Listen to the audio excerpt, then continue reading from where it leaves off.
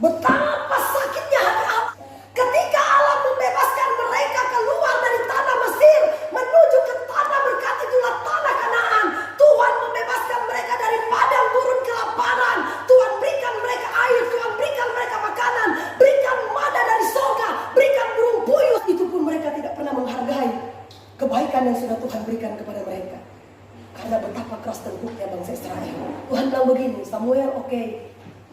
Karena mereka tidak mau aku memerintah mereka, lantik aja tuh Saul.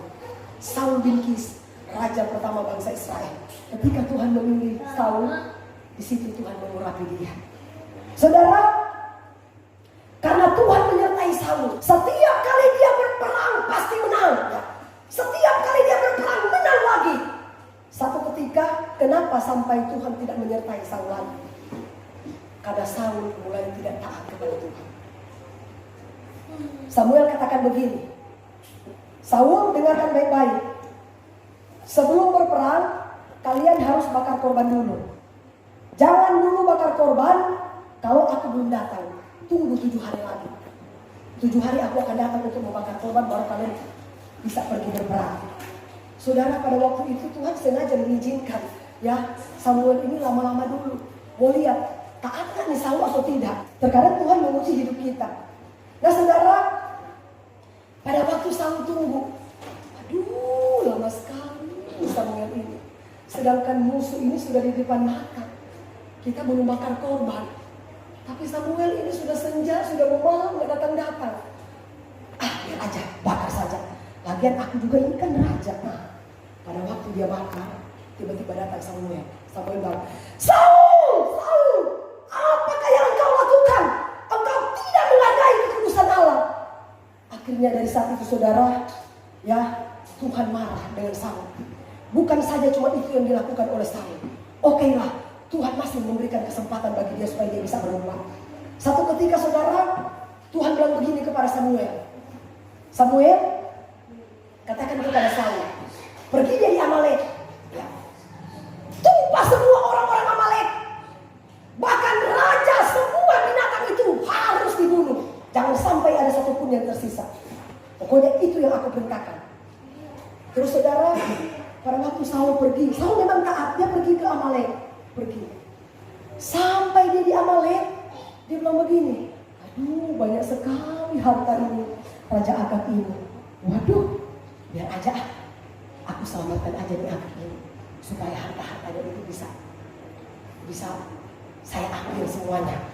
Nah, saudara, padahal kan Tuhan suruh supaya bunuh semua. Mau dia raja, mau dia anak-anak. 1 Samuel 15 ayat kedua ini. Ya. Beginilah firman Tuhan semesta alam, aku akan membalas apa yang dilakukan orang Amalek kepada orang Israel. Karena orang Amalek menghalang-halangi mereka ketika orang Israel pergi dari Mesir terus. Saudara lihat ya.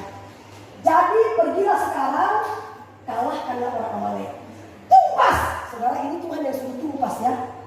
Saul ini berpikir begini, kan kalau saya selamatkan domba-domba ini, itu nantinya kan saya akan korbankan kepada Tuhan. Ya. Terus, saudara saya kasih tahu ya, belum tentu apa yang kita pandang benar, itu benar di mata Allah. Kalau kita pikir ini benar, dia mau kasih kepada Tuhan ini korban ini kok, iya kan?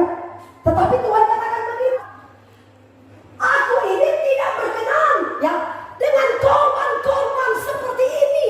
Tuhan katakan lebih baik mendengar daripada mempersembahkan korban. Saudara, guna apa kita berkorban tapi kita masih ikut-ikut apa yang kita korbankan di hadapan Allah? Nanti pendeta tambah gendut kalau saya kasih persembahan ini. Berkorban kalau tidak punya hati yang tulus lebih baik jangan kasih. Ya. Nanti pendeta ini jadi subur. Dia ini punya banyak harta, ngapain saya mau berkorban? Kalau tidak dengan hati tulus lebih baik jangan. Ya. Pendeta itu kayak begitu kok, ngapain juga? Berarti dia berkorban kepada pendeta bukan kepada Tuhan. Kalau memberi korban saudara, benar-benar itu dari dasar hati yang tulus. Kita memberi di hadapan Allah. Tuhan, inilah korbanku. Aku beri ini bukan buat pendeta, tapi aku beri ini karena aku sangat mengasihi Tuhan.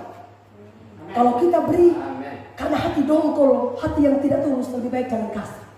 daripada itu jadi kutuk ketika kita memberi. Kita tidak ada persungguhan untuk kita bawa di hadapan Allah. Guna apa kita berkorban, pada akhirnya kita dongkol dalam hati. Itu tidak berkenan, lebih baik jangan berkorban. Ini saudara yang Tuhan katakan kepada Saul, ya, mendengar lebih baik daripada mempersembahkan korban. Dan anak-anaknya akan kumatikan dan semua jemaat akan mengetahui bahwa lihatlah, akulah yang menguji Babil. Saudara lihat ya. Dan hati orang bahwa aku akan membalaskan kepada kamu setiap orang menurut perbuatannya.